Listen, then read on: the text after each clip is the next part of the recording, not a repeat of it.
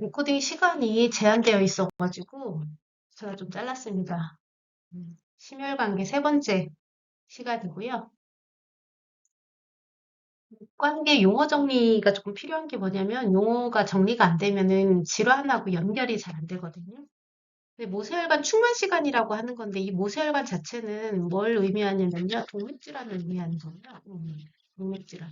동맥질환이 있으면 모세혈관 충만 시간이 늘어날 수밖에 없겠고 모세혈관 충만 시간을 확인하는 것은 손톱의 끝을 눌러봐서 1, 2초 이내에 돌아와야 된다.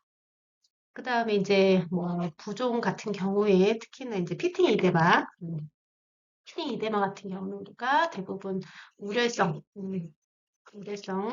문제를 우리가 이제 예측을 할 수 있고 순환기계 문제를 예측할 수가 있겠다.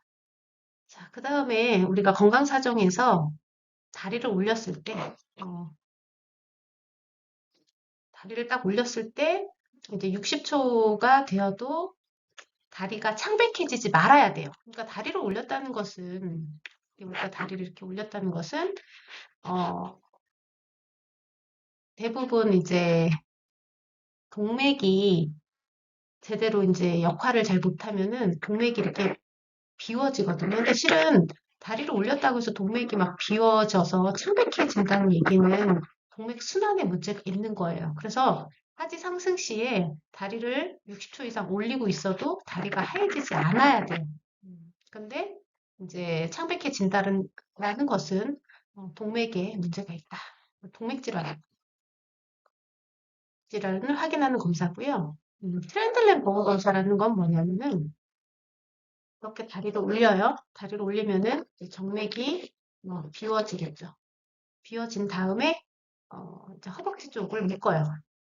이 묶는 정도는 이제 동맥이 지나가는 정도만 묶어요. 그러니까 정맥이 막히는 정도 아주 살짝 묶은 상태에서 제3자를 이렇게 세웁니다. 그러면 이 토니켓이 여기 묶여져 있겠죠.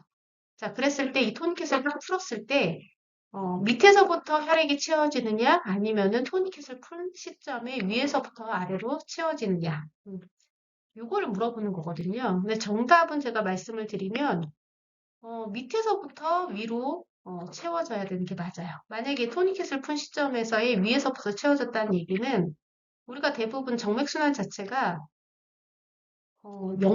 역류하지 말라고 동맥과 다르게 판막이 있는 거거든요.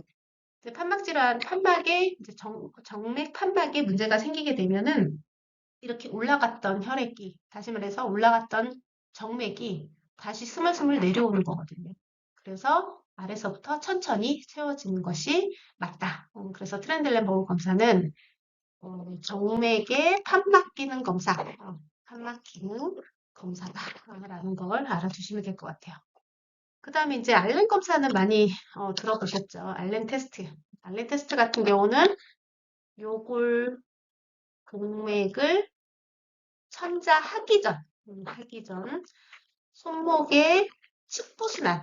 그러니까 다시 말해서 우리가 손가락이 이렇게 있으니까 제가 그림을 좀 못 그리는데 이쪽이 이제 요골동맥, 이쪽이 이제 척골동맥인데 대부분 ABJ를 할 때 이 요골동맥에서 천자를 한단 말이에요. 근데 천자를 한다는 얘기는 동맥 자체를 손상을 일으킬 수가 있기 때문에 손상되고 나서 이 측부순환이 척골순환이 제대로 살아있는가 안 살아있는가 이걸 확인을 먼저 해야지 요골동맥에서 천자를 할 수가 있어요.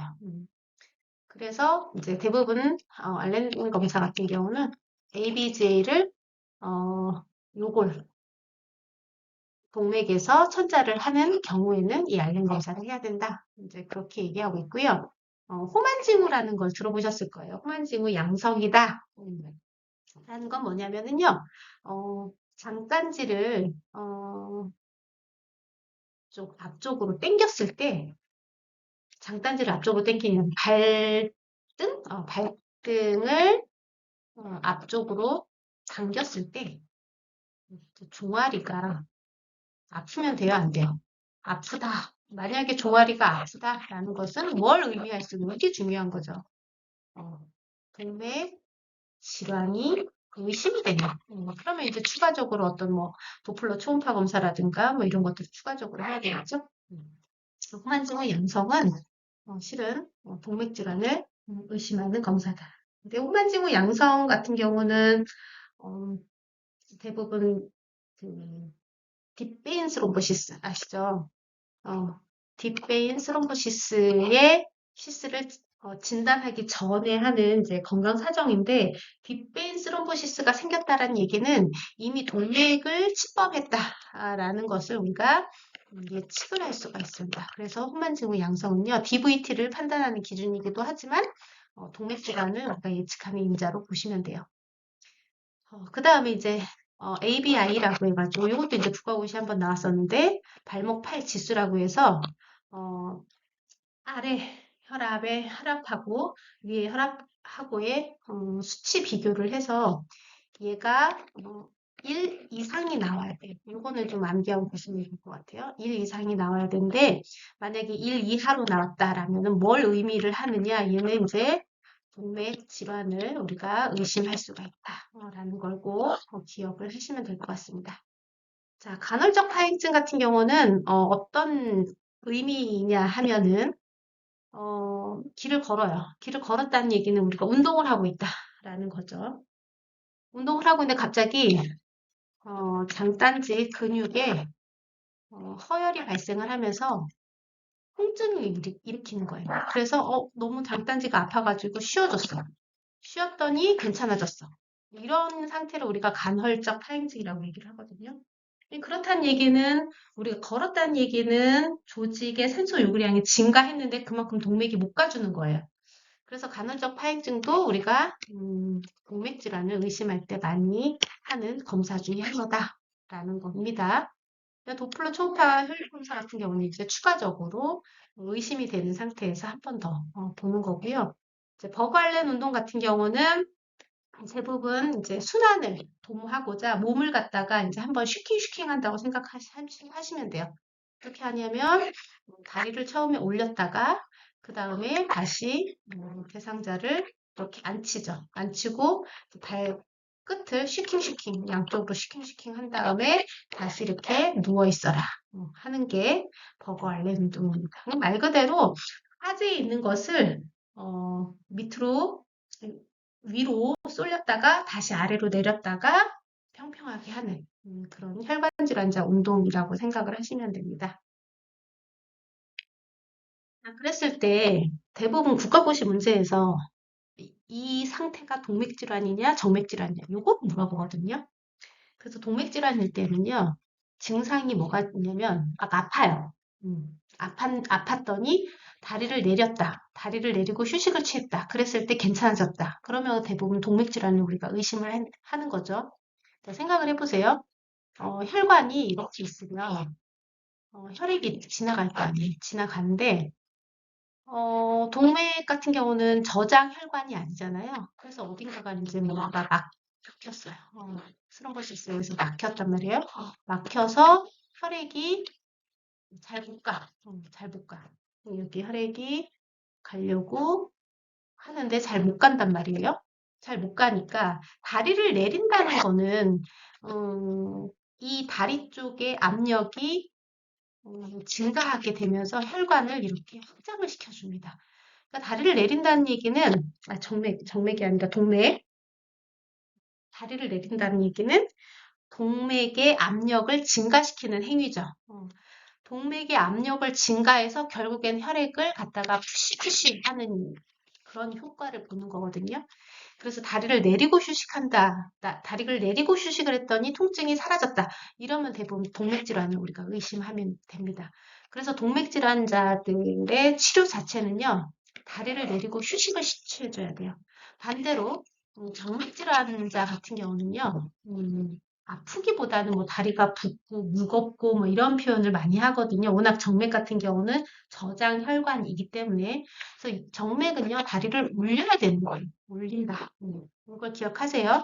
동맥 질환은 다리를 내리고 휴식을 취해주고 정맥 질환은 다리를 올리고 휴식을 취해준다. 요게 이제 차이라는 거고요. 병태 성에 대해서 제가 잠깐 설명을 드렸습니다. 자, 그 다음에 동맥 질환의 대표적인 질환이 바로 이거예요, 이거. 폐색성 혈전 혈관염. 그러니까 말 그대로 혈전에 의해서 폐색이 됐는데 혈전이 왜 생겼는가 봤더니 혈관에 염증이 생겨서 생긴 거예요. 그런데 얘가 정맥이 아니라 동맥이란 말이에요. 이게 동맥이면 굉장히 심각한 상태잖아요. 그래서 이제 이게 이제 버거라는 사람이 처음 발견했다고 해서 버거스 디지즈라고 얘기를 하는데 이 폐색성 혈전 혈관염 같은 경우에 일으키는 원인이 뭐 여러 가지가 있겠죠. 스트레스부터 해서 뭐 염증 수치부터 해서 등등등이 있는데 그 중에서도 가장 연관성이 높은 거를 골라라 했을 때는 국민들 건강을 위협하는 이 담배다. 이런 것들이 이제 국가고시에 나왔는데 이 정도는 뭐 점수를 주려고 하는 문제들이겠죠. 자, 그 다음에 이제 간헐적 파이증 뭐 이런 얘기가 나오면은 대부분 동맥질환이고요. 그 다음에 질환 중에서도 레이노 현상이라는 게 있는데 뭐 레이노 현상 또는 증후군이라는 얘기를 붙이는 이유 중에 하나가 동맥이 이유를 몰라요. 이유는 모르는데 어쨌든 좁아지는 거예요. 좁아져서 혈액이 가지를 못하는 거예요. 근데 그 혈액이 뭡니까? 하필 동맥이에요. 그럼 어떻게 되겠어요? 썩는 거예요. 그래서 대부분 이렇게 원인은 잘 모르는데 동맥의 평활근이 스파즘, 수축을 일으키면서 혈액이 안 가는 그러한 현상. 그래서 막 손끝, 발끝이 막 엄청 차거든요. 원인을 대부분 모르니까 뭐 어떻게 하느냐, 뭐 보온하는 수밖에 없다. 손가락 끝을 따뜻하게 하고 뭐 추운 곳에 나가면 뭐 보온을 해라 뭐 이렇게 얘기를 하고 있고요. 그 다음에 우리가 특별하게 만약에 이제 뭐 보온을 했는데도 이 레이노 현상이라든가 레이노 증후군이 너무 심해지면은 그러니까 마지막으로는 약물을 쓸 수가 있는데 동맥에 있는 평활근을 수축하는 데 역할을 하는 게 뭐라고 했어요? 칼슘이라고 얘기했잖아요. 그죠?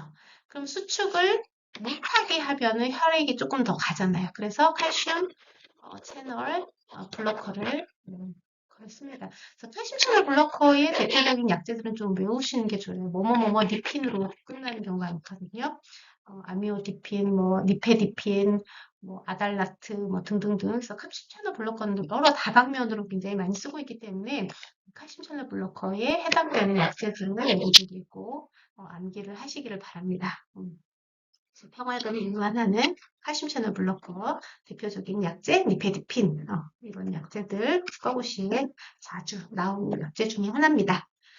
자, 그 다음에 이제 동맥질환 중에 동맥류 동맥류는 이제 빵빵하게 되는데 뭐 안쪽에서 터지느냐 뭐 그다음에 뭐 바깥쪽에서 나를 이루느냐 뭐 그런 여러 가지 종류가 있는데 그런 것이 우리한테 중요한 게 아니라 어쨌든 얘가 터지지 않게끔 동맥류 같은 경우에는요 어디에 생기느냐에 따라서 이름이 좀 달라지긴 하지만 얘가 터지는 게 문제인 거예요. 그래서 수술을 금방 하지는 않고요. 동맥류가 더 이상 커지지 않게끔 하는 다시 말해서 혈압 관리에 혈압 관리를 이제 맥시브하게 하면서 사이즈가 5cm가 넘어가지 않게끔 관리를 해주고 만약에 5cm가 넘어간다 그러면 그 수술의 디바이스가 되니까 인디케이터가 되니까 이런 동맥질환의 가장 흔한 원인이 죽상경화증이다. 이렇게 얘기를 하고 있고요.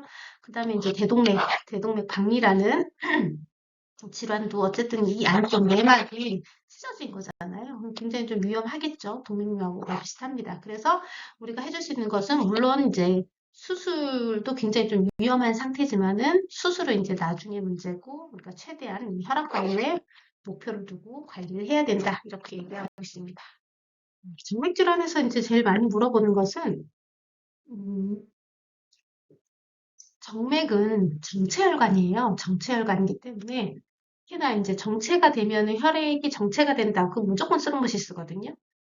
그래서 정맥질환을 일으키는 비류 3징후라고 해서 정맥이 정체되는 거, 과응고력, 정맥도 손상이 되면은 벽이 손상되면 당연히 이제 항원 항체 반응으로 인하여 과응고력이 발생을 하겠죠. 그래서 이 비류의 3징후를 더 가속화시킬 수 있는 상황이 뭐냐면 탈수인 상태에 피임약, 여성 피임약 같은 경우 이런 것들이 이제 아주 나오고 있습니다. 자, 그 다음에 색전증을 우리가 의심을 했을 때 하는 피검사 중에 하나가 뭐냐면 이게 디다이머예요. 디다이머는 뭐냐면요. 우리가 이제 색전증이라는 것 자체는 스루코시스가 이렇게 뭉쳐가지고 결집이 된 거잖아요. 결집이 되는데 이 결집이 된 다음에 이제 다 이렇게 응고만 이렇게 돼 있는 상태가 아니라 어느 정도의 출혈이라든가 염증이 해결이 되면은 이거를 이제 없애야 되잖아요. 그래서 천연으로 이거를 이제 용해시키는 용해 분해 산물이 나오기 시작을 해요. 그럼 이 용해 분해 산물이 굉장히 높아졌다라는 것은 이 스포시스가 많아졌다라는 거거든요. 그 용해 분해 산물이 이게 디다잉이에요. 그래서 우리가 기본적으로 용해 분해 산물은 나오기는 하지만 250 이상 올라갔다라는 것은 굉장히 스럼보시스가 많고 지금 색전증이 위험한 상태다라고 우리가 예측할 수 있는 인자이기 때문에 이 디다이모는 굉장히 정맥질환, 특히나 색전증을 의심하는 진단적 기준입니다. 중요하겠죠? 자, 그 다음에 이제 이렇게 스포시스가 생기지 않게끔 하려면은 항응고요법을 할 때에 우리가 치료적 농도 수준을 어느 정도 맞춰줘야 된다는 거죠. 자, 여기에서 제가 굳이 약을 설명을 할까 말까 이제 고민을 하다가 항응고요법에서 여러분들이 가장 기억해야 되는 게 헤파린과 파린이에요. 요거 두 개는요, 너무너무나도 중요한 약재이기 때문에 꼭 외워두셔야 되고, 헤파린은 IV나 서브큐가 가능한, 다시 말해서 간을 거치지 않아요. 하지만 아파린 같은 경우는 피어 메디케이션이어서 간을 거칩니다. 그래서 액션 타임이 달라져요. 헤파린 같은 경우는 반감기라고 얘기하는 게 한 90분. 90분 정도. 중간에만 잘려가지고 다시 하면은 우리가 항응고요법에서 이제 잘 봐야 되는 약재가 뭐냐면요. 헤파린하고 와파린이에요. 헤파린 같은 경우는 IV나 서브큐가 가능하고 와파린 같은 경우는 피어 메디케이션이기 때문에 얘는 간을 경유하기 때문에 액션 타임이 조금 시간이 걸려요. 72시간, 더 반감기라고 얘기하는 부분이죠. 얘는 이제 90분이란 말이죠. 그래서 팔로파는 이 약을 썼을 때와 이 약을 썼을 때 팔로파는 랩 자체가 틀려요. 그래서 헤파린 썼을 때는 우리가 APT 파셜 타임을 봐야하기 때문에 APT를 팔로우를 해야 되는 거고 마파린을 썼을 때는 우리가 이제 PT를 팔로우를 해야 되는 거죠. PT 같은 경우는 인터내셔널 타이밍이랑 비교를 해야 되기 때문에 PT INR을 우리가 확인을 한다. 이렇게 얘기를 하고 있습니다. 아무래도 이제 약제를 쓰다 보면 APT나 PT가 정상 범위보다는 조금 더 범위를 벗어나야겠죠. 그래서 PT나 정상 범위의 2에서 300 정도 더 늘려놔야 되지 않겠냐. 이제 이렇게 얘기를 하고 있습니다. 그게 바로 치료적 농도 수준을 결정한다. 이렇게 얘기를 하고 있습니다. 파린, 와파린도 항응고제이기 때문에 이것들의 약물의 부작용은 출혈 위험성이에요. 출혈 위험성. 그래서 헤파린을 쓰고 나서 출혈이 생겼다. 그러면 헤파린에 반대작용하는 약제가 뭐냐면 프로파민, 설페이트. 얘는 이제 객관식이니까요. 뭐 스펠링을 외울 필요는 없고 이런 게 있다. 그다음 와파린은 간을 경유하기 때문에 얘 반대작용을 하는 게 뭐냐면은 이제 K. K는 이제 차광에서 IV로 천천히 줘야 되겠죠. 자, 그래서 만약에 헤파린과 와파린을 헤파린에서 와파린으로 약을 변경을 할 때에는 헤파린을 주다가 헤파린을 끊고 그 다음에 와파린을 시작하는 게 아니라 와파린의 반감기가 몇 분이라고 했어요? 72시간이라고 했죠? 그래서 헤파린을 주는 시간과 와파린을 주는 시간의 교차가 한 3일 전부터 이때부터 와파린을 같이 헤파린과 스타트를 하고 이때 헤파린을 끊고 와파린을 지속적으로 주게 되면 이때부터 액션 타임이 시작이 되기 때문에 헤파린과 와파린을 같이 주는 시간이 3일이 된다라는 게 작년 국가고시에 나왔었습니다. 자, 그 다음에 이제 정맥질환의 대표적인 질환은 정맥류죠. 대부분 얘도 이제 색전을 일으킬 수 있기 때문에 조심해야 되고, 그 다음 딥베인 스롬보시스를 진단하는 신체 검진 하나가 호반징후 양성이라고 얘기를 했죠. 호반징후 양성 같은 경우는 호반징후 양성은 우리가 정맥질환의 DVT를 의심하는 거지만 호반질환의 호반 사인의 양성이 나왔다는 얘기는 동맥질환까지 침범을 우리가 의심해 본다고 얘기를 했었죠. 그래서 예전에 국가고시 문제에서 후만증후 양성일 때는 어떤 질환을 의심이 되느냐에서 동맥질환 하나 나왔었거든요. 그래서 여기까지 추가적으로 알아두시면 될 것 같고요. 디펜스로보식스가 이미 생겼다면은 혈전이 바깥으로 떨어져 나가서 색전증을 일으킬 수 있기 때문에 마사지는 금기하되 다리는 올리고 안정을 취해라. 이제 이렇게 얘기를 하고 있습니다. 이 마사지 금기가 가장 중요한 거고요. 결국에는 얘가 돌아다니다가 모세혈관인 폐로 갔을 때 탁 막아버리면 굉장히 좀 위험한 거기 때문에 폐색정지까지 가지 않게끔 우리가 관리를 잘 해줘야 되고 뭐 필요에 따라서는 항응고요법 말고도 혈전용해제, 그죠? 혈전용해제를 쓸 수도 있어요. 그래서 혈전용해제의 약제도 굉장히 더 중요하다고 얘기를 했습니다. USD, 그래서 이르키나제, 스토키나제, TPA 이런 약제들이 있고요. 혈전을 녹이는 약제는요, 시간적인 제한이 있어요. 다시 말해서 뭐냐면, 디펜스로보시스가 생긴 지 오래됐어. 그러면은 혈전 용해제는 의미가 없어요. 여러분도 어떤 피떡이 딱 생겼을 때 지금 막 생긴 피떡을 녹이는 거하고 피떡이 딱딱해진 상태에서 녹이는 건 누가 더 효과가 좋아요. 지금 막 만들어진 혈전이 훨씬 더 녹이기가 쉽겠죠. 그리고 이미 막 딱딱해진 혈전은 혈전 용해제를 아무리 써도 녹이지는 못하고 오히려 출혈 위험성을 더 가중시키기 때문에 혈전 용해제 같은 경우는요, 스루메시스가 생긴 지 6시간 이내에 사용을 해야. 그래서 이런 가이드라인을 했습니다. 이거뿐만 아니라 관상동맥 질환도 마찬가지예요. 관상동맥 질환에 의한 색전이 의심이 된다고 한다면은 혈전 용해제를 쓰는 가이드라인이 혈전이 생긴 지 6시간 이내에 써야 된다는 거 꼭 기억을 하시기 바랍니다. 자, 그다음에 림프 부족 문제가 가끔 한 번씩 뭐 2년이나 뭐 3년에 한 번씩 잘 나오지는 않는데 림프 부족은 어떤 질환하고 같이 생각을 하시면 되냐면요. 정맥 질환하고 간후가 생각을 하시면 돼요. 그래서 하지도 상승시키고, 그죠? 그 다음에 이렇게 손으로 막 짜줘야 돼요. 그럼 물리요. 직접 짜주는 거. 그다음 림프순환 마사지 이런 것들이 중요하다.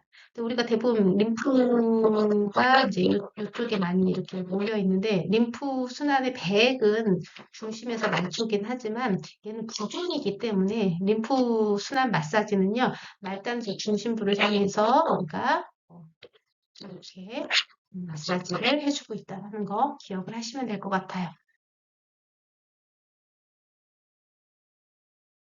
자, 심장파트에서 4년간 국가고시가 어떤 수준으로 나왔는지 한번 이제 짚고 넘어갈게요. 자, 이런 식으로 그림으로 나와요, 이제는. 자, 두근거림을 호소하는 갑상선 기능 항진증. 근데 우리가 대부분 기능 항진증이라고 하면은, 대사가 굉장히 빠르구나. 그런데 심장의 하트레이트를 좀 봤더니 뭔가 좀 빨라 보이죠? 그죠? 그 다음 EKG를 보는 거하고 다르게. 굉장히 좀 빠른데 나름대로 규칙적이에요. R이 있어요, 없어요? 여기 R이 있단 말이에요. 여기 R. R이 있으니까 얘는 심방의 문제예요, 심실의 문제예요. 얘는 심방의 문제예요. 그러니까 심실은 아니란 얘기예요. 자, 그 다음에 규칙적이죠. 나름 규칙적이에요. 그 다음에 심방 조동 같은 경우 조동파가 있어야 되잖아요. 기억나세요? 조동파 이렇게. 알 사이에 이 조동파가 있는지. 근데 톱니바퀴에 조동파는 없단 말이에요. 2번도 아니고. 그다음 심방세동도 마찬가지로 기저선의 변화. 얘는 이제 F파고 얘는 F파. 기저선의 변화. R이 이렇게 있어요. R이 있는데 기저선이 불규칙적인 뭔가의 선이 있다라는 게 심방세동이었죠. 조동과 세동은요, R이 다 있어요. R이 있는데 요 중간 기저선이 불규칙적이냐, 나름 규칙적이냐. 이게 차이죠. 전압의 크기도 좀 다르고요. 이것도 아니란 말이에요. 그럼 나머지는 이제 1번밖에 없는데 얘는 좀 빠르게 뛰는 빈맥이고 크기가 같잖아요. 그래서 동성 빈맥이다. 이렇게 빠르게 찾을 수가 있습니다. 자, 그 다음에 심박동수 계산하는 문제가 나왔어요. 제가 그때 뭐라고 했어요? 다른 거 다 잊어버리고 R과 R 사이에 큰 모는 종이의 간격의 개수라고 했어요. 개수가 아니라 간격의 개수. 그럼 여기서 조금 우리가 자, 세기 쉬운 걸로 한번 해볼게요. 어떤 걸 셀까요? 여기가 좋아요. 하나, 둘, 셋, 4개. 4개 하고 취급되니까 한 300에서 4 정도로 나눠볼까요? 48, 47에 28, 24, 5, 28, 75회 정도 되네요. 그러면 답이 뭐예요? 75회밖에 있는 거. 2번. 이렇게 금방 찾을 수가 있으세요. 음, 이렇게 찾으시면 될 것 같고, 나머지도 뭐 심박동수의 범위를, 저기, 동성으로 많이 내지, 불규칙적인 것을 내기가 쉽지 않습니다. 그래서 심박동수를 계산하는 것은 이걸로 정리를 하시면 될 것 같아요. 자, 41번 볼게요. 급성 심근경색증 환자한테 심장성 샥이 발생했다. 근데 심장성 샥이 발생했을 때는 우리가 대부분 샥이란 얘기는 음, 어, 혈액의 문제 때문에 심장이 제대로 못 뛰는 거잖아요. 그죠? 얘는 이제 심장이란 말이에요. 그래서 샥이라는 것은 기본적으로 체온이 하강이 되고요. 맥압도 떨어질 수밖에 없고 어쨌든 심장이 제대로 못 뛰니까 혈액순환이 제대로 안 되니까 소변량 당연히 떨어지겠죠. 자, 수축결합 저하겠고 중심정맥압 저하도 이제 맞다고 생각할 수가 있지만 이 중심정맥압이라는 것 자체는 전신 정맥 혈류량을 어, 반영하는 지표이기 때문에 전신 정맥 혈류량 이건 대부분 이제 어, 저혈량성 저혈량성 샥을 의미하는 지표이기 때문에 우리가 심장성 샥을 얘기할 때는 이 4번, 5번 중에서는 이쪽으로 가셔야 되는 거예요. 알겠죠? 자, 42번. 한 달 전 와파린을 처방받은 심방세동. 제가 말씀드렸잖아요. 심방 쪽에서 심방이라는 것 자체는 심실로 혈액을 보내야 되는데 얘가 세동하고 있으니까 움직이지를 못한 말이에요. 그러면 혈액이 어떻게 됩니까? 여기에 고여 있단 말이에요. 고여 있다. 혈액이 고여 있으면은 뭐가 생긴다고 했어요? 혈전이 잘 생긴다고 했죠? 그래서 와파린 처방을 받는 겁니다. 그래서 정기적으로 혈액응고 검사를 해야 되는데 국제 표준화 비율 INR이 1.3 정상이 나왔단 말이에요. 이 사람 정상 나오면 돼요, 안 돼요? 안 된단 말이에요. 그래서 얼마가 나와야 되냐? 2에서 3배 정도 나와야 된다면 2에서 3이 나와야 되는데 2.3이 나왔다라는 것은 우리가 뭘 적절한 중재를 이제 물어볼 때에는 와파린 너 잘 먹었냐 그동안? 이런 것들을 확인을 해봐야 된다. 잘 먹었는데요? 그러면은 와파린의 용량을 늘려야겠죠? 43번. 우려성 신부전 환자한테 엔티지하고 프로세미드, 프로세미드가 대표적인 약제. 제가 그래서 예전에 설명을 드렸을 때, 룹 비뇨제 중에서 라식스하고 프로세미드 이 약제 꼭 외우더라고 했잖아요. 그래 이렇게 나왔단 말이에요. 이 프로세미드가 라식스예요. 룹 이뇨제. 그러면은 이 룹 이뇨제 이 라식스는 무슨 이뇨제입니까? 대표적인 무슨 이뇨제죠? 칼륨, 배설, 이뇨제잖아요. 그죠? 자, 우려성 15전 환자인데 니트로글리세린은 혈관 확장제, 그 다음에 포타슘 배설 이뇨제를 함께. 그럼 그렇다는 얘기는 혈관을 쫙 확장시키면서 물을 갖다 쭉 빼줘. 그러면 여러분 기력이 있어요, 없어요? 없단 말이에요. 여러분 목욕탕에서 따뜻한 물에서 갑자기 확 일어나면서 나왔을 때 어떤 현상이 일어나냐면 혈관이 확 확장되면서 기립성 저혈압 생기잖아요. 그런 거예요. 그래서 요, 이거를 함께 투여할 때 주요 교육 내용은 이제 이걸 물어본 건데 그럴 때는 이제 기립성 저혈압 부작용을 확인하기 위해서 이제 누웠다가 일어날 때 천천히 일어나라. 그리고 이제 니트로글리세린하고 프로세라마이드 같은 경우는 어떤 출혈과 관련된 것들이 아니잖아요. 그리고 칼슘 섭취를 제한하면 안 됩니다. 얘는 포타슘을 배설하는 이뇨제이기 때문에 매일 체온을 측정하는 게 중요한 게 아니라 매일 IO, 인풋 아웃풋, 바디 웨이트 뭐 이런 것들을 측정하는 것이 좋겠죠. 그죠? 그래서 이렇게 수준이 어느 정도 나오냐면 굉장히 좀 쉽게 나오고 있습니다. 그러나 이제 매년 문제들이 조금씩 꼬여서 나오기는 하지만 이 정도 레벨의 문제가 나온다고 생각을 하시면 돼요. 그럼 대동맥 판막 협착증 환자한테서 나타날 수 있는 병리적인 상태는 물어봤습니다. 자, 대동맥 판막 협착증 심장 문제가 나오면은요 무조건 이제 그림을 그리세요. 그래서 그림을 그리고 대동맥 판막이 어디 있어요? 좌심실에서 혈액이 나갈 때 6대 판막이 있는 거겠죠. 근데 판막이 좁아져 있단 말이에요. 좁아져 있으니까 혈액도 제대로 안 나가겠고, 그 다음에 내가 예를 들어서 좌심실에서 100cc 혈액을 보내야 되는데 여기가 좁아지니까 60밖에 못 보냈어. 그럼 얘는 40cc의 혈액이 남아져 있어요. 그런데 또 폐에서 혈액이 들어온단 말이죠. 좌심방에서 좌심실로 혈액이 또 100이 들어와요. 그럼 이 좌심실의 압력은 140을 보내기 위해서 압력은 더욱 증가하는데 여기가 또 휴축돼 있어. 그러면은 심장 입장에서는 최대한 혈액을 많이 보내려고 압력이 증가하려고 하겠죠. 그러려면 최대한 이완을 하려고 이 압력이 증가한단 말이에요. 그런 상태를 이제 여러분들이 아시고 보시면은 뇌혈류량, 나가는 박출량이 적기 때문에 감소할 수밖에 없고요. 그 다음에 심박출량 감소하겠죠. 폐동맥압은 어떻게 될까요? 이쪽의 압력이 증가하니까 당연히 폐동맥압 상승할 수밖에 없겠죠. 상승. 그다음 관상동의 혈류가 당연히 시스톨 BP가 떨어지니까 다이스톨 BP도 떨어진단 말이에요. 그죠? 저하. 그다음 좌심실 이완기 마른 압력은 그러니까 나가지를 못한 혈액이 자꾸 보이기 때문에 이완기 말 압력도 이제 상승할 수밖에 없겠죠. 그래서 답은 이거밖에 없네요. 그죠?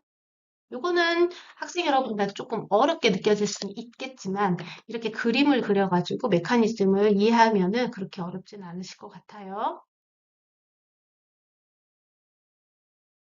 39번 문제. 신부전 환자한테 투여되는 약물 중 부작용으로 잦은 마른 기침. 자, 요거 같은 경우는 우리가 대부분 레닌, 안지오텐신, 알도스테론 시스템을 이제 이해하면은 좀 편한데 안지오텐신 컨버팅 엔자임이 어디에서 나오냐면 폐에서 분비가 돼요. 폐에서 분비가 되는데 얘를 갖다가 블라킹하는 이니비터 같은 경우에는 폐의 기능을 좀 떨어뜨립니다. 그래서 ACE 이니비터는요 대표적인 부작용이 만기침이에요. 이거는 외우고 있어야 돼요. 만기침이기 때문에 ACE 이니비터는 대부분 폐의 기능을 저하시켜서 대부분 폐를 하얗게 만든다 뭐 이렇게 얘기하면서 백합을 뭐 상상해라 뭐 저는 그렇게 얘기를 하고 있는데 어쨌든 얘는 백합을 상상하면서 릴로 끝나는 약질을 찾으시면 돼요. 릴로 끝나는 약질 이거 하나밖에 없네요. 케토프레. 질산염제제는 MTG죠, MTG. 혈관 확장제. 그럼 디옥신 같은 경우는 강심제. 강심제 조심해야 될 거는 포타시움 수치를 잘 봐야 된다라고 얘기를 했고요. 프로세미드 또 나왔네요. 프로세미드 같은 경우에는 룹 이뇨제, 나식스의 다른 이름이라고 얘기를 했었죠.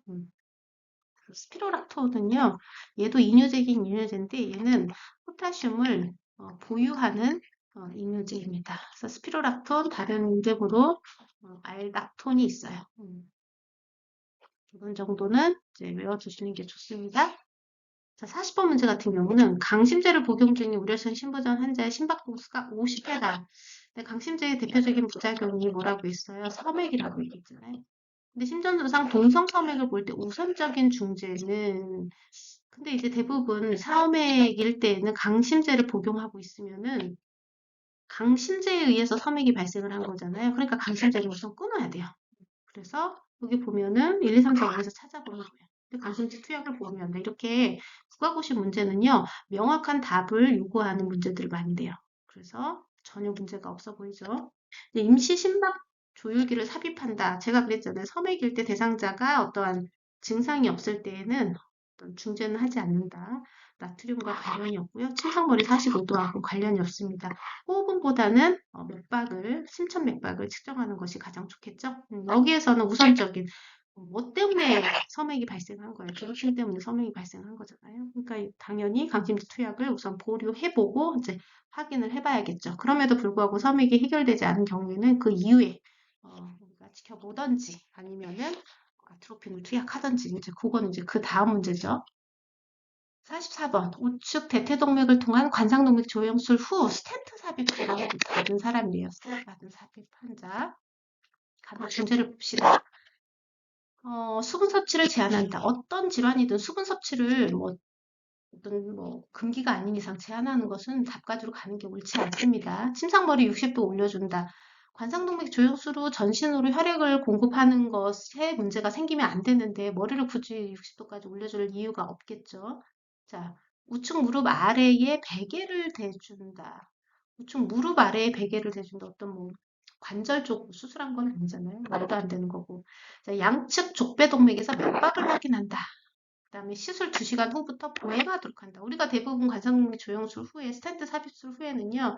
대부분 4시간에서 6시간 동안 비아를 하거든요. ABR은 아니고 하는 베드레스트 정도는 이제 시키고 있습니다. 그래서 왜냐하면은 관상동맥 조영술을 하려면은 좌심도자술을 하잖아요. 그냥 동맥을 건드린단 말이에요. 그래서 우리가 대부분 샌드백을 대면서 지혈하는 데 굉장히 좀 포커스를 둬야 되기 때문에 투수로 그 보행하는 것도 조금 위험하다 이렇게 생각을 하면 되고 우리가 이 문제의 보기에서 찾아야 되는 것은 관상동맥 조영술을 해서 스텐트를 넣었다는 얘기는 관상동맥이 어딘가가 막혀가지고 지금 뚫어졌단 말이에요. 뚫어졌으니까 전신 순환에 문제가 있는지 없는지 확인해 봐야 되는 거잖아요. 그게 바로 양쪽 족배동맥을 촉지하는 거예요.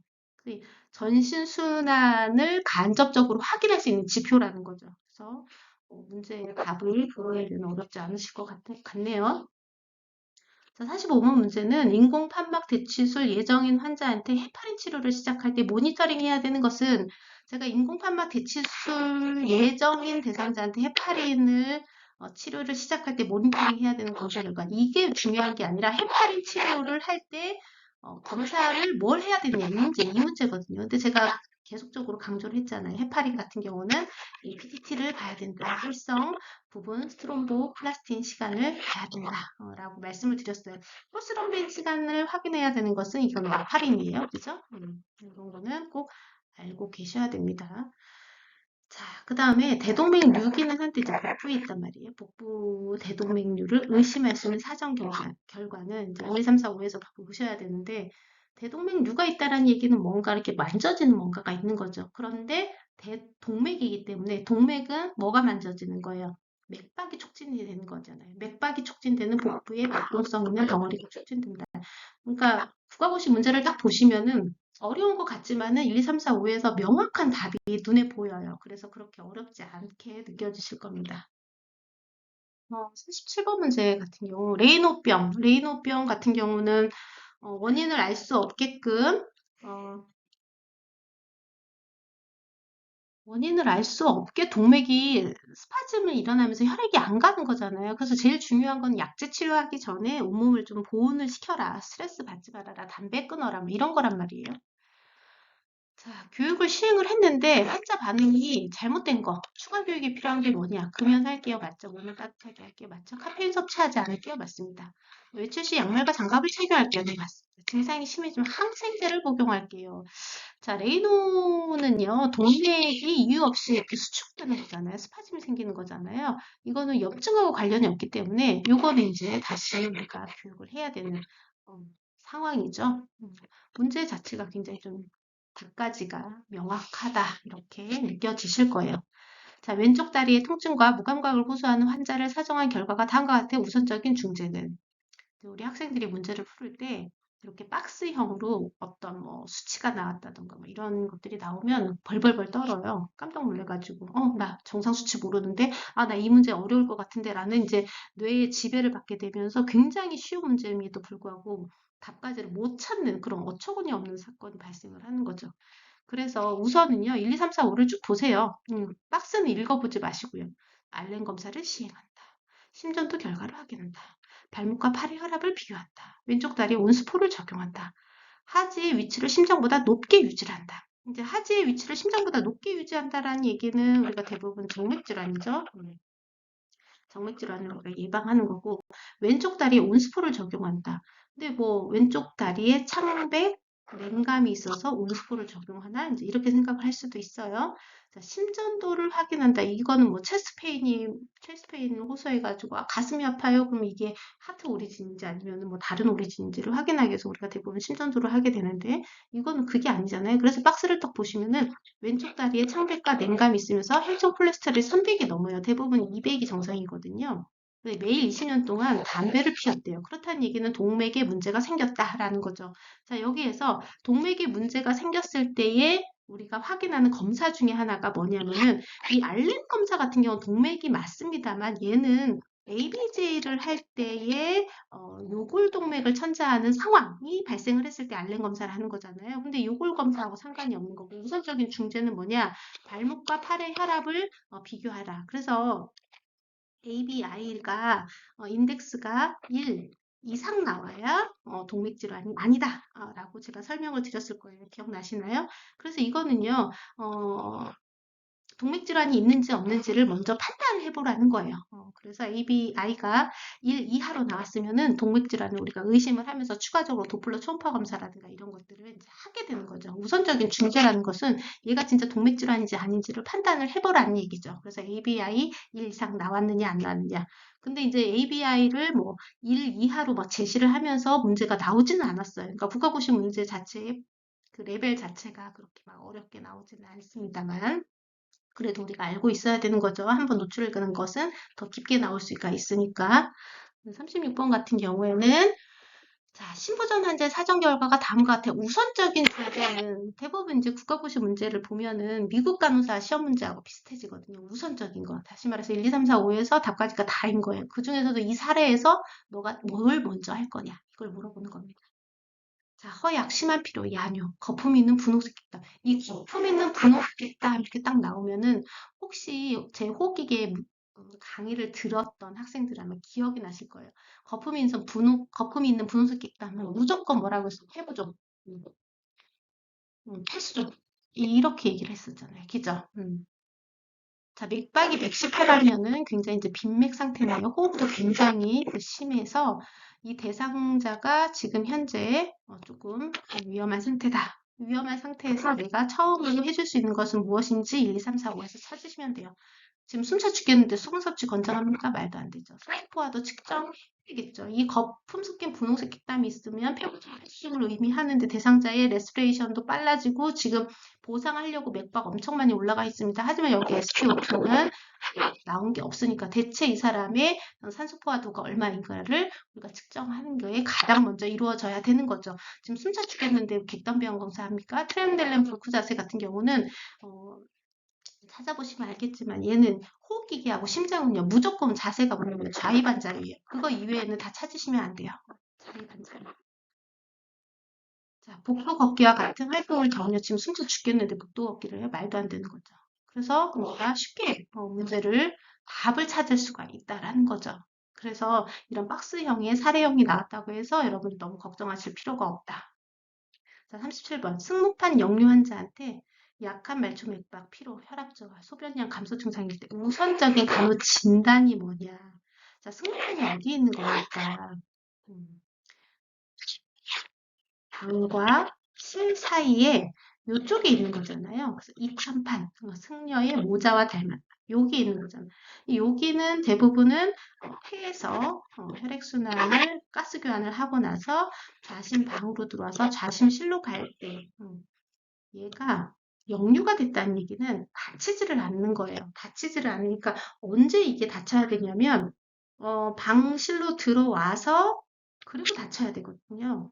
그런데 얘가 이제 역류가 생기니까 어떻게 됩니까? 다치지를 않으니까 전신으로 혈액이 나갈 때 보세요. 좌심실에서 전신으로 혈액이 나갈 때 대동맥 판막이 열리고 이천 판막이 닫혀야 되는데 잘 닫히질 않는 거예요. 그러니까 피가 어디 쪽으로 이쪽으로 역류한단 말이죠. 그러니까 이제 나갈 수 있는 혈액이 줄어드는 거겠죠. 그로 인해서 맥박도 떨어지고 혈압도 떨어지고 혈액순환이 잘 안 되니까 소변량도 감소하고 이랬을 때의 간호 진단은 뭐냐? 당연히 심박출량 감소에 의해서 이런 것들이 나오는 거니까요. 근데 굳이 이런 걸 내가 모르더라도 여기에서 가장 우선적인 심장의 문제에서 가장 문제가 되는 게 뭐예요? 전신 혈류량의 순환의 문제인 거잖아요. 그죠? 심박출량 감소가 가장 문제니까. 그래서 심실의 문제가 가장 위험하다. 이렇게 얘기를 하고 있는 거고요. 자, 38번. 관상동맥 질환 발생의 위험이 높은 검사 결과는 이제 얘기를 했어요. 관상동맥 질환의 발생 위험이 높은 검사 결과. 그렇다라는 얘기는 여기에서 이제 제일 심각한 상태. 혈압 100에 70은 아니고, 공복 혈당 90은 정상이니까 아니고, 총 콜레스테롤 200인데 180이니까 아니고, 자, 저밀도 지질 단백질이 200이래요. 우리가 대부분 어, 콜레스테롤 중에서 LDL이 있고요, HDL이 있어요. 얘는 이제 고분자 지질 단백질이라고 생각하면 이렇고, 얘는 이제 저분자 지질 단백질이라고 생각을 하시면 되는데, 고분자가 뭐고 저분자가 뭐냐? 이게 혈관 안에 저분자는요, 분자량이 되게 작아요. 작으니까 얘가 콜레스테롤이 지나가다가 혈관 내에 흡착이 잘 돼요. 그러니까 흡수가 잘 된다고 해야 되나요? 흡수가 굉장히 잘 돼요. 그래서 혈관벽이 축축축축 달라붙어요.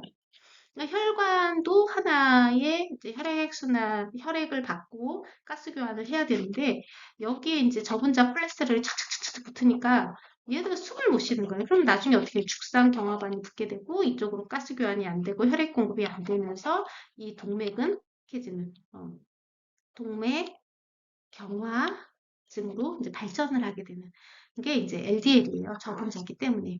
근데 HDL 같은 경우 고분자이기 때문에 콜레스테롤 분자가 되게 커요. 다른 색깔로 분자가 이렇게 커요. 크기 때문에 혈관 벽에 달라붙지를 못하는 거예요. 달라붙지를 못하니까 흡수가 안 되는 거죠. 근데 지나가면서 나와 비슷한 지방을 갖다가 이렇게 붙여서 가요. 다시 말해서 혈관벽에 붙어져 있는 콜레스테롤을 HDL이 붙여서 배설을 한단 말이에요. 그러니까 좋은 콜레스테롤이죠, HDL. 근데 저밀도 지질 단백질이 200이라는 얘기는 총 콜레스테롤보다 훨씬 높다는 얘기는 굉장히 좀 위험하다. 이렇게 우리가 판단을 할 수가 있는 거고요. 그 다음에 신체 질량 지수, BMI 수치는 이제 여러분들이 이제 외우셔야 되는데, 대부분 정상은 한 18에서 한 22 정도 된다라는 것을 아시면은, 저밀도 지질 단백질이 좀 높은 수치구나. 이거 조금 어려우셨을 수도 있겠지만, 어쨌든 저밀도 지질 단백질이 안 좋은 콜레스테롤이라는 것을 알기만 하면은 이 문제의 답까지 고르는 것은 어렵지 않을 것이라고 생각이 됩니다. 다음 문제 볼게요. 심부전 환자의 심초음파 검사 결과 1회 심박출량 감소로, 자, 심장에서 한 번 혈액량이 100cc가 나가야 되는데 이 100cc가 못 나가는 거예요. 예를 들어서 50cc만 나가요. 그럼 나는 한 번에 100cc를 보내야 되는데 한 번에 60cc를 보냈으면은 1회를 100cc를 보내야 되는데 1회 50cc를 보내면 나는 두 번 일해야 됩니다. 그럼 두 번 일하면은 50, 50, 100cc가 되는 거죠. 결국에는 이제 보상작용으로 하트레이트가 올라가는 거예요. 그래서 즉각적인 보상 기전은 뭐냐? 하트레이트 올라가는 거예요. 그래서 여기서 하트레이트 올라가는 건 뭐밖에 없어요? 심박동수 증가죠. 자, 40번 같은 문제는 다음과 같은 부정맥이 1분 동안에 10회 이상 나타나는 환자. 자, 다음과 같은 부정맥 딱 보니까 어디서 많이 봤네요. 네, PVC예요. PVC. 이게 뭐예요? 조기 심실 수축. 얘가 1분 동안에 10회 이상 나타난다는 것은 결국에는 굉장히 좀 많이 나타난다는 거고, 결국에는 이제 PVC가 연속적으로 나타나는 경우가 우리가 예측이 되는 거죠. 그래서 발생 위험이 높은, 발생 위험이 높은. 그러니까 앞으로 얘가 발전해서 다른 부정맥으로 갈 수 있다라는 거죠. 그래서 결국에는 PVC가 연속 3개면은 뭘로 판단을 한다고 했어요?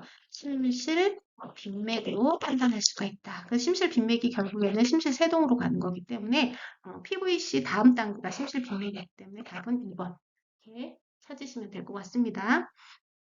자, 호흡곤란으로 입원한 환자의 사정 결과가 다음과 같을 때 우선적인 중재는, 자, 우선적인 중재를 한번 읽어봅시다. 산소를 투여하고 배변 완화제, 중증도 활동을 격려하고.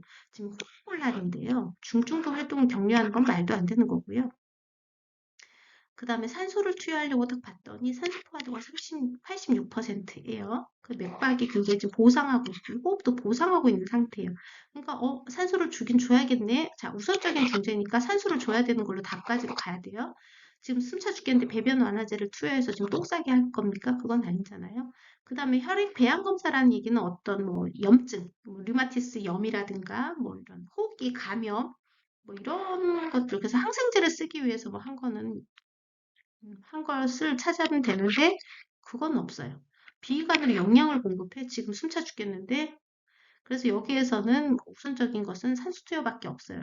답까지 고르는 건 어렵지는 않습니다만 이거는 좀 해석을 해봐야 되는 게 뭐냐면 3개월 전 스모판 대치수를 받았단 말이에요. 그러면서 목정맥이 팽창됐고 체중이 증가한다는 얘기는 스모판막이 어디에 있냐면은 방실 사이에 이쪽에 스모판막 있잖아요. 스모판막의 대치수를 받았다는 얘기는 폐에서 혈액이 들어와서 이쪽으로 이제 가는데 여기에 문제가 생기는 건데 목정맥이 팽창하고 체중이 증가했다는 얘기는 제대로 심장이 지금 잘 못 뛰고 있다라는 것을 나타내는 간접적인 지표고요. 자, 심박출률, 이젝션 프레셔는 심실 구혈율이라고 얘기하는데 이젝션 프레셔 같은 경우는 정상치가 한 60%거든요. 그러니까 너무 많이 뛰어도 안 되고 너무 적게 뛰어도 안 되지만은 한 이 정도는 좀 뛰어줘야 되는데 45%면은 우려성 심부전을 진단할 수 있는 기준 중에 하나죠. 근데 어쨌든 심장이 제대로 뛰지를 못하면서 산소 포화도도 떨어지고 혈압도 떨어지고 있는 이러한 상태에서는 빨리 어떻게 해야 되냐 1, 2, 3, 4, 5에서 답은 1번으로 가야 된다 라는 거죠. 자, 그 다음에 42번 맥박이 축지되지 않는 심실 빈맥. 자, 심실 빈맥에서 맥박이 축지되지 않는 것은 뭐라고 얘기했어요? 심실 세동으로 간주하고 빠른 제세동. 그죠? 기억나세요? 이거밖에 답이 없어요. 자, 여기서 빠른 제세동이 뭐밖에 없으니까 2번밖에 없겠죠. 인공 심박동기 삽입할 수 있는 인디케이터가 되는 부정맥은 뭐냐면 3도 방실 차단. 기억나세요? 3도 방실 차단의 다른 이름이 뭐였죠?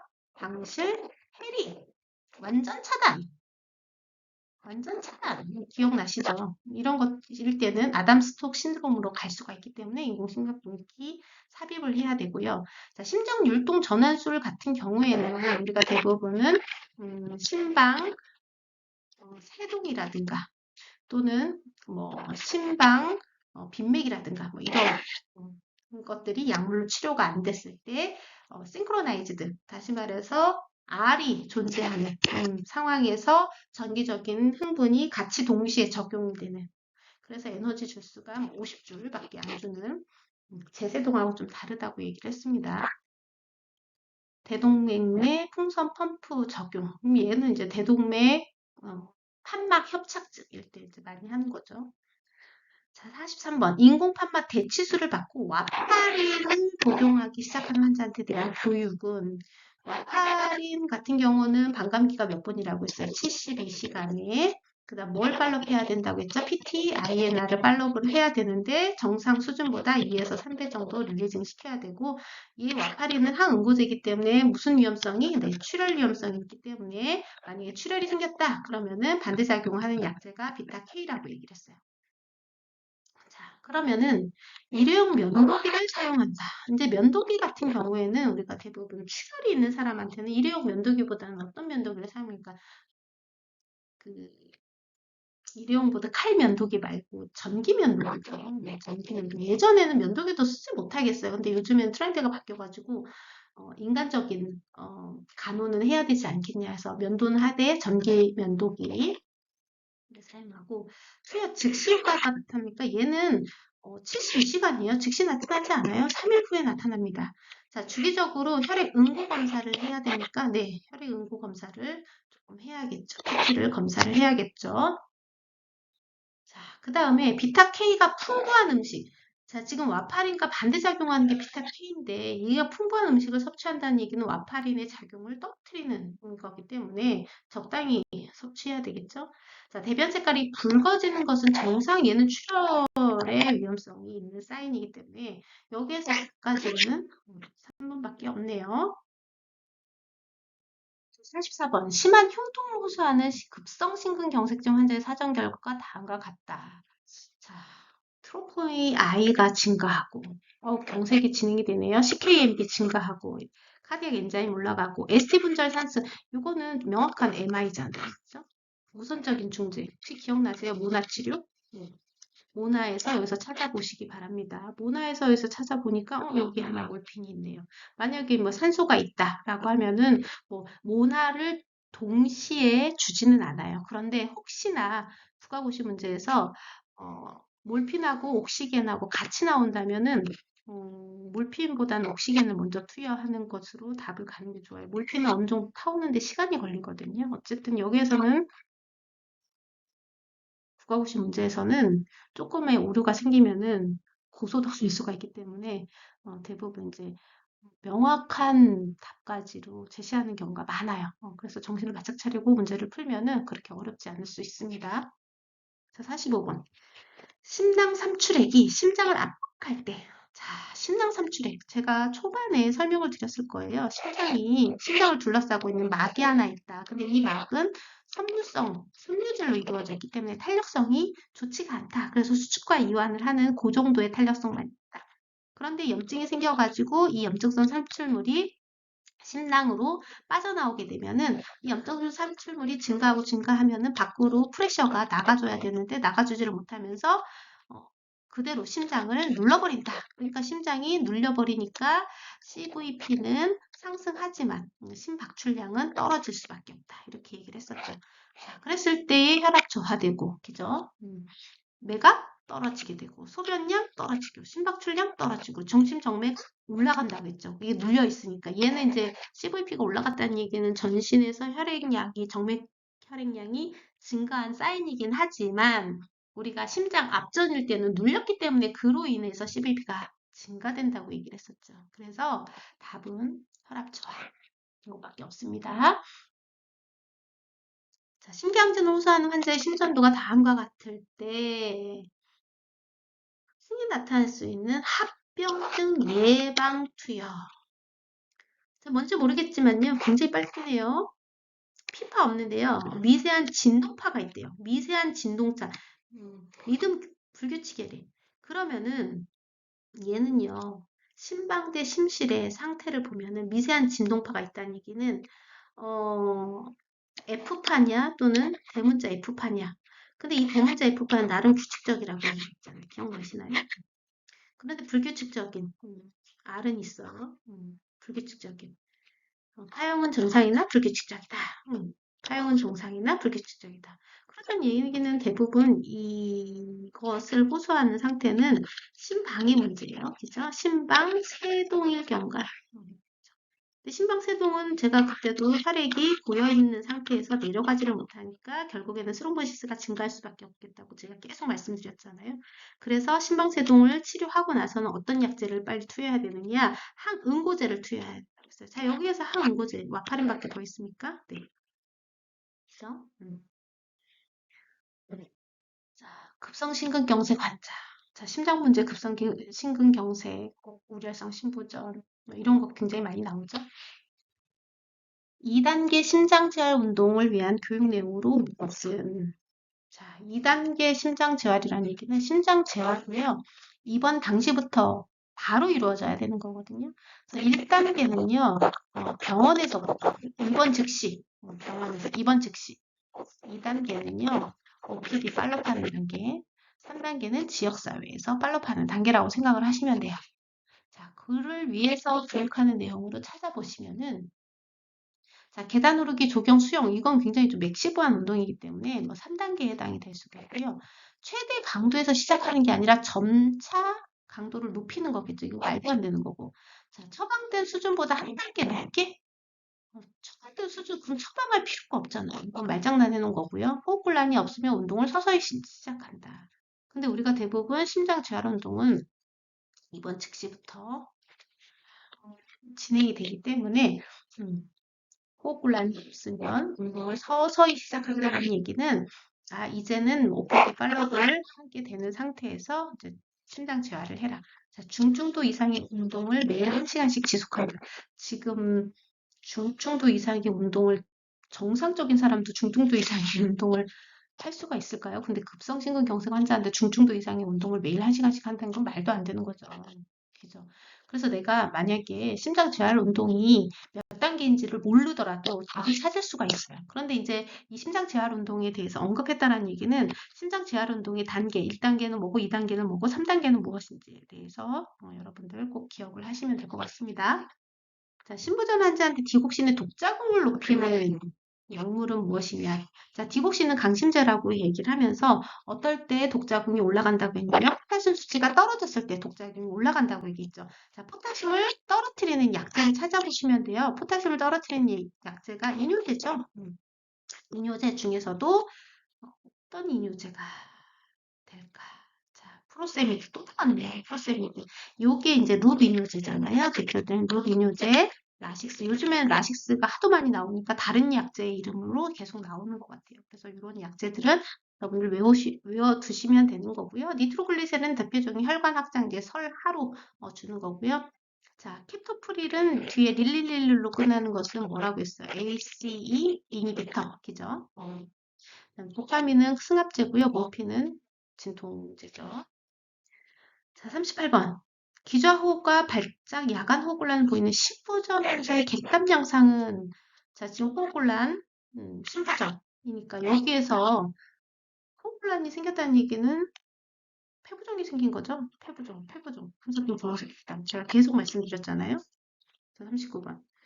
흉통이 30분 이상 지속돼서 30분 이상 지속된다는 얘기는 불안정형 협심증이에요. 그죠? 환자에게 창백과 호흡곤란이 있고 S분자 상승, MI입니다. 자, 여기에서는 S분자 상승할 때 원인, 신분 확률이죠. 뭐 그래서 문제가 너무 명확한 문제밖에 없네요. 자, 급성 감염성 심내막염, 심내막염. 대부분 이제 감염 심내막염은 염증이기 때문에 어떤 균에 감염이 됐는지를 동정하는 게 굉장히 중요하다고 얘기를 했습니다. 그래서 이거 삭스는 별 의미가 없어요. 자, 여기에서는 어떻게 해야 됩니까? 어떤 균에 이완이 됐고 그 균이 뭔지를 동정을 해야지 그 균에 맞는 항생제를 처방을 해야 될 거 아니에요. 그래서 혈액량 말씀을 확인해라. 라고 얘기했고 더 추가적으로 알아두시면은 그룹 베타 A 용열 사슬 알기온에 감염되면은 빨리 치료하지 않으면은 우리가 대부분 류마티스 심질환으로 갈 수가 있다. 기억나시나요? 그래서 류마티스 심질환에 걸리게 되면 결국에는 판막의 영구적인 손상, 판막의 영구적 손상을 일으키고 그중 판막에서도 제일 많이 손상을 일으키는 것이 승모 판막이다. 기억나시는지 모르겠어요. 자, 심한 현기증이 있다라는 얘기는 증상이 있는 거예요, 없는 거예요? 증상이 있다. 있으니까 뭐 적극적인 치료를 해야 되니까 네, 해야 돼요. 약물 줘야 돼요. 자, 그러면은 여기서 약물 뭐밖에 없냐? 강심제. 지금 뭐 심장이 강하게 못 뛰거나 그런 거는 아닌 것 같아요. 자, 심장 머리 상승 베타 차단제 같은 경우는 심장이 못 뛰게 하는 거잖아요. 그럼 말도 안 되는 거. 심장율동 전환술을 실시해요. 지금 뭔가 뭐 알이 없거나 그런 거는 아닌 것 같아요. 그래서 인공 심박동기를 삽입을 해서 심한 증상이 있는 상태의 상황을 모면해라. 이럴 때는 인공심박동기 삽입 말고 만약에 다른 답까지로 갈 수 있다면은 아트로핀 아니면은 교감신경 흥분제 이런 약제들을 추가적으로 쓸 수가 있겠죠. 네. 자, 흉통 환자입니다. 흉통 환자. 계단을 오르다가 갑자기 나타나면서요. 왼쪽 어깨로 방사되는데 이 통증 완화에 효과적인 약물은 여기서는 뭐 질산염지제밖에 없네요. 그죠? 이거는 뭐 점수를 주려는 문제죠. 자, 가슴을 움켜쥐고 쓰러진 환자가 의식이 없고 호흡과 맥박이 측정되지 않는다. 그럼 뭐예요? 우선적인 이제 CPR을 해야 되는 거잖아요. 그죠? 가슴에 확실히 이거밖에 없네요. 자, 에피네프린도 우리가 CPR 상황에서 쓸 수가 있지만 우선적인 것은 우선 가슴 압박을 먼저 하고 그 다음에 에피네프린 투여해야 되기 때문에 제가 그랬잖아요. 항상 1, 2, 3, 4, 5가 다 정답일 수가 있겠다. 그러나 그 중에서도 어떤 것을 우선적으로 해야 되는가를 항상 생각을 해야 된다고 했죠. 자, 잠깐 아미오다론 얘기하고 들어갈게요. 아미오다론은요. 대표적인 칼륨 채널을 블락킹하는 약제. 그래서 칼륨 채널은요. 굉장히 심장 근육을 수축하는 데 영향을 미치는 건데 이 심장 근육을 수축하지 못하게 해주는 약제라는 것은 뭐냐면 심장 근육이 굉장히 많이 흥분되어 있는 상태에서 칼륨 같은 경우는 평상시에는 잘 안 쓰고 CPR 할 때 많이 써요. 그래서 아미오다론은요, 칼륨 채널 블로커로 좀 천천히 주셔야 돼요. 천천히.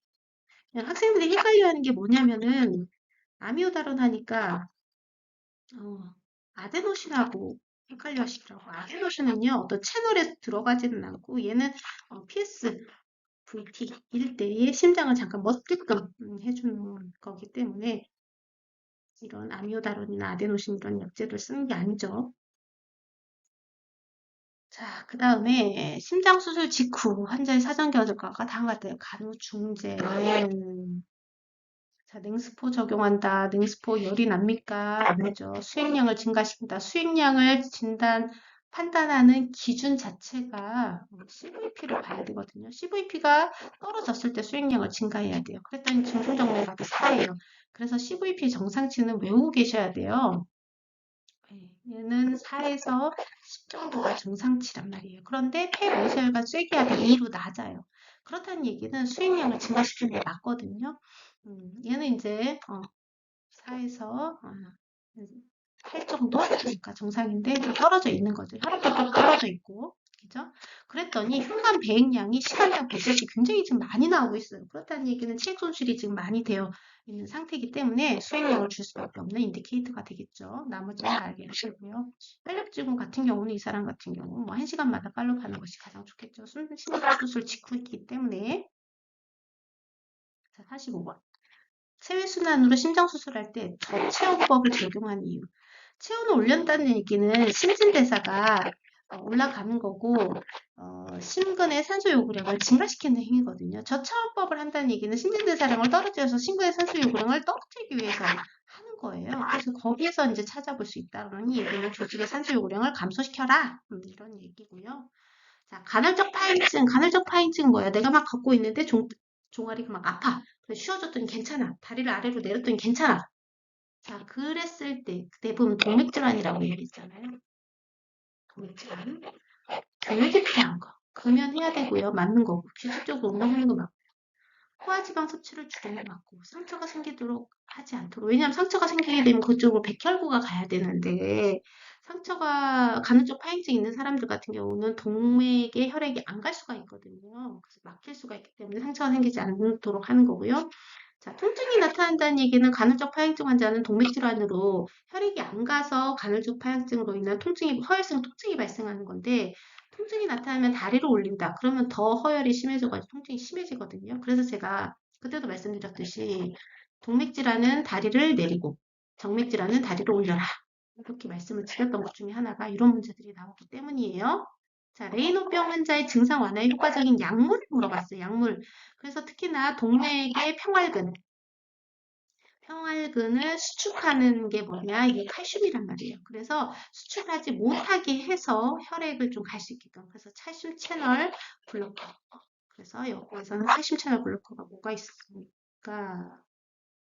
뇌노병 환자, 이뇨제, 항생제, 항응고제, 혈관 이완제, 혈전 용해제. 여기서 칼슘 채널 블로커를 찾아야 되는데 칼슘 채널 블로커가 안 나왔네요. 그러면 혈관을 조금 늘려줄 수 있는 혈관 이완제밖에 답이 없는 거예요. 근데 제가 만약에 시험 문제를 낸다면은 이 효과적인 약물은 칼슘 채널 블로커를 낼 것 같아요. 그래서 추가적으로 알아두시면 좋을 것 같습니다.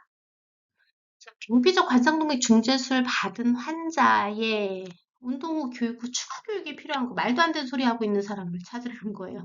자, 운동하기 전에 니트로글리세린을 준비해야겠어요. 그렇죠. 우리가 예상될 때는 미리 복용하라고 얘기를 했습니다. 숨이 차지 않는 편안한 강도의 운동부터 시작을 해야겠어요. 점진적 운동을 해야 된다는 거죠. 근력 강화 운동이나 긴장을 초래하는 운동은 피해야겠어요. 왜냐하면 경비적 관상동맥 중진술을 받은 대상자들 무리한 운동을 하면 안 되니까요. 자, 맥박이 분당 120회를 넘는 운동을 중단해야겠어요. 그죠? 자, 퇴원 후 2개월까지는 안정하며 야외 활동을 제한해야겠어요. 자, 야외 활동을 제한하고 안정은요. 퇴원 후 2개월까지 그러면은 더 문제가 발생할 수가 있거든요. 그래서 너무 말도 안 되는 답가지로 금방 답 찾는 데는 문제가 없을 것 같아요. 자, 대동맥 판막 기능 부전. 대동맥 판막 기능 부전 같은 경우는요. 대동맥이 이쪽 좌심실에서 나갈 때 판 막히는 구조는 안 다칠 거예요. 다치지 않으니까 나갔던 혈액이 다시 탕 하면서 리바운드돼서 돌아오는 거죠. 그러니까 여기 압력이 증가할 수밖에 없어. 그럼 여기 압력이 증가하게 되면은 누구의 압력 고스란히 받는 거예요? 폐의 압력도 고스란히 받는 거죠. 그래서 제가 우려성 신부전 할 때는 항상 좌, 폐, 우, 전 이걸 꼭 기억을 하시고 좌심실에 문제가 생기면은 폐우열이 생기고 우심실에 문제가 생기면은 전신우열이 생기는 사자성어로 꼭 기억하시길 바랍니다. 자, 영구적 심박조율기가 삽입된 환자 교육내로 옳은 것은 자, 삽입 직후 아스피린을 복용한다. 우리가 대부분 인공 심박 조율기를 삽입하면요. 아스피린은 대표적인 항혈소판 제제이기 때문에 항혈소판 제제를 복용하지는 않고요. 와파린이라는 항응고제를 많이 복용을 합니다. 전자레인지 상관없어요. 어지럼증이 나타나면 정기를 근처로 이동한다? 이 말도 안 되는 거고 삽입 직후 시술에 쪽에 팔의 관절 범위 운동을 삽입 직후인데요. 그쪽으로 지금 지혈을 해야 되는데 말도 안 되는 거고 삽입 후 일주일 동안 시술 부위에 감염과 출혈을 관찰한다. 답까지 고르는 데는 어렵지는 않으실 것 같기는 한데 영구적 심박동기 조율 삽입 환자의 교육 한번 읽어보시기를 바라겠습니다.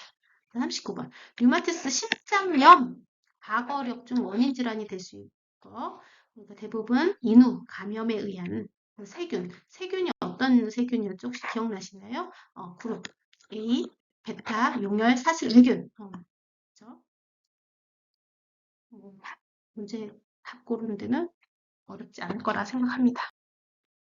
신부전 환자한테 질산염은 혈관 확장제죠? 혈관 확장제를 투여할 때 나타날 수 있는 사전 결과는 대부분 이제 투여를 하게 되면요, 기립성 저혈압이 발생할 수 있기 때문에 대상자의 자세라든가 이런 것들을 천천히 하게끔 이제 교육을 해야 되는데 여기에서 우리가 기립성 저혈압과 관련된 것들은 혈압 감소밖에 없겠죠. 그래서 그 기전을 한번 읽어보시면 될 것 같고, 자 다음과 같은 심전으로 보이는 부정맥은 이런 식으로 부정맥에 상황을 주어지지는 않고요. 그림으로 나타내요.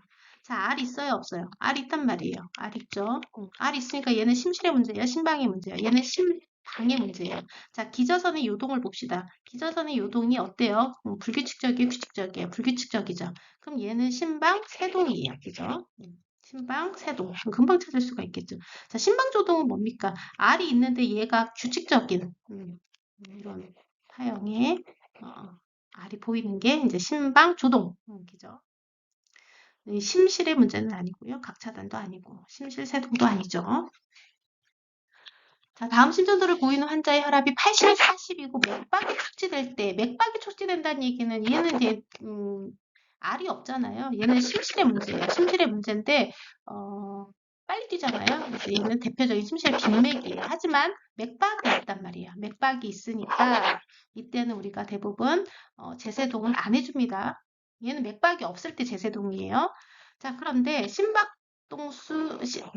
박동 조율기 삽입 같은 경우는 어떤 알이 있어야 되는데 알이 없단 말이에요. 그죠? 그 다음 경동맥 마사지라든가 발살 수기 같은 경우는 하트레이트를 낮추는 중재 중에 하나란 말이에요. 그래서 심장 율동 전환 게 없습니다. 그래서 심실 빈맥일 때 맥박이 촉진됐을 때에는 제세동이 아니라 심장 율동 전환, 싱크로나이즈드 버튼을 눌러서 50줄 정도 주는 그런 것을 할 수가 있겠다. 그래서 맥박이 있는 심실 빈맥과 맥박이 없는 심실 빈맥은 우리가 처치하는 것이 다르다라는 거 기억을 하시고요. 자, 급성 신부전 환자를 위한 간호중재는 급성 신부전 같은 경우는 전신의 그러니까 심장에서 혈액이 갈 수 있게끔 이렇게 도와줘야 되는 거잖아요. 자, 신체 활동 떨어뜨려야 되고요. 수분 섭취는 권장하는 것보다는 얘는 이제 CVP를 보면서 또는 PCWP 이런 것들을 측정해가지고 확인을 해야 되고요. 염분 수치는 조금 낮추는 게 좋겠죠. 지금 심장이 제대로 못 되는데 고칼로리 음식을 제공하는 것은 아니고요. 스스로 공급한다. 찾는 거는 그렇게 어렵지 않아 보입니다. 자, 급성심근경색증을 확인하기 위한 혈액검사는 이제 카디악 엔자임을 물어보는 거예요. 실은 카디악 엔자임은요, 여러 개가 있어요. LDL, 트로포닌, 그다음에 CK, 뭐 CKMB, 마이오글로빈, 뭐 이런 것들이 있는데 여기에서 우리가 신뢰도 있게 봐야 되는 것들은 뭐냐면요, CKMB하고 척기인이에요.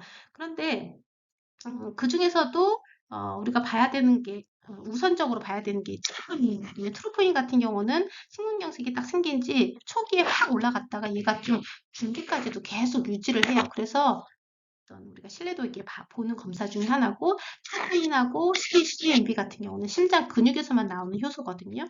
여기 보면 CKMB가 없잖아요. 그죠? 트로포닌밖에 없으니까 답까지 찾는 데는 그리 어렵지는 않는데, 그래서 또 추가적으로 알아둬야 되는 건 뭐냐면 뇌 나트륨 이뇨페타이드가 나왔다는 거예요. 이거는 다음 문제를 또 우리가 예측을 할 수가 있는 건데, 뇌 나트륨 이뇨페타이드는 어디서 나오는 거냐면 얘는요, 심실이 이완할 때 나오는 효소거든요. 그럼 심실 이완이 굉장히 많이 되면은 이 BMP가 올라갈 거 아니에요. 그래서 BMP의 정상치는 뭐냐면 100이에요. 100. 외우기도 쉽죠, 100. 근데 100 이상 나왔다라는 얘기는 심실이 이완이 굉장히 과하게 됐다. 자, 심실이 왜 과하게 이완이 됩니까? 우려이 있기 때문이에요. 우려. 그래서 우려성 심부전을 진단하는 기준. 이 바로 GMP 100 이상이다. 이거 꼭 중요하니까 아직 국가고시에 나오진 않았지만 제가 예측하는 문제 중에 하나예요. 네. 자, 그 다음에 쥐어짜는 듯한 흉통으로 응급실에 온 환자의 심전도에서 ST 분절 상승, MI예요, MI. 그럼 모나 치료란 말이에요. 모나. 여기서 모나. 암화에는 무조건 제가 호흡기계하고 심장은 무조건 좌이반자이라고 얘기를 했잖아요. 모나에서 모나, 이거밖에 없네요. 자, 관상동익 질환한테 조직 플라즈미노겐 활성화 TPA. TPA? 제가 USA 기억나시나요? 루트키나즈, 스트키나즈, TPA. 이거는 대표적인 무슨 약제라고 했어요? 혈전 용해제. 혈전 용해제를 쓸 때는 혈전이 발생한 지 몇 시간 이내에 써야 된다고 했어요? 6시간 이내에 써야 된다. 이렇게 말씀드렸죠. 그리고 여기 혈전 문제. 요즘엔 이런 약제들 물어보는 문제들이 참 많이 나오더라고요. 자, 하지 말초동맥 폐쇄성 순환장애가 의심되는 사정질환. 그렇다는 얘기는 하지 말초 동맥질환을 물어보는 거예요. 여기에서 동맥질환을 물어보는 거예요. 다리를 침대 아래로 내리면은 통증이 경감되는 게 동맥질환이라고 했죠. 그죠? 다리를 침대 아래로 내리면 심해지는 통증 같은 경우는 이건 정맥질환인 거고요. 그다음에 운동으로 유발되는 다리 통증. 다시 말해서 조직의 산소 요구량이 증가됐을 때 동맥의 혈류량이 감소되면서 허혈성 통증이 발생하는 이런 거죠. 자, 족배동맥의 강한 맥박. 맥박이 강하다는 얘기는 물론 너무 강해도 문제가 있지만 맥박이 족배동맥은 말초잖아요. 말초까지 맥박이 잡혔다는 얘기는 순환에 문제가 없다. 그죠? 다음 허벅지의 둔한 통증 아무 의미가 없고요. 무릎 관절 통증 이것도 의미가 없습니다. 그래서 답까지 찾는 데는 문제가 없어 보이네요. 마지막 문제예요. 하지정맥류 환자의 교육 후 반응 중 재발 위험이 높은 것은 하지정맥류 같은 경우는 정맥질환이잖아요. 정맥질환에서 제일 문제는 정맥이라는 것 자체는 고유혈관이라고 했어요. 고유혈관. 자, 혈관에서 혈액을 고유했다라는 얘기는 무슨 위험성이 높아지며 서포시스, 그죠? 혈전이 잘 생겨요. 혈전이 생기지 않게끔 순환을 잘 해줘야 되고 마사지 해줘야 되고 다리 올려야 되고 이런 거란 말이죠. 근데 주로 앉아서 근무하겠습니다. 그러면은 실수가 잘 생기는 거죠. 나머지는 뭐 정맥질환을 예방하는 것들이니까 한번 읽어보시기를 바라고요. 지금까지 제가 심장과 관련된 파트를 중요한 개념과 이제 문제풀이를 통해서 한 3시간 정도 강의를 했는데요. 이거 말고 제가 이제 우려성 심부전이라든가 관상동맥질환은 강의를 실은 안 했어요. 제가 저희 학교 학생들한테 수업 시간에 하는 동영상 강의가 있어서 그거 제가 링크를 같이 드릴 테니까 혹시 심장질환에 대해서 조금 더 공부를 하고 싶은 학생들은 그 유튜브 영상 뭐 2배속으로 들으면 금방 듣거든요. 그래서 한 번 더 들으시면은 훨씬 더 문제 푸는데 개념들이 잡히기 시작하면서 심장과 호흡기계에 대한 문제에 대한 두려움은 없어질 것으로 판단이 됩니다.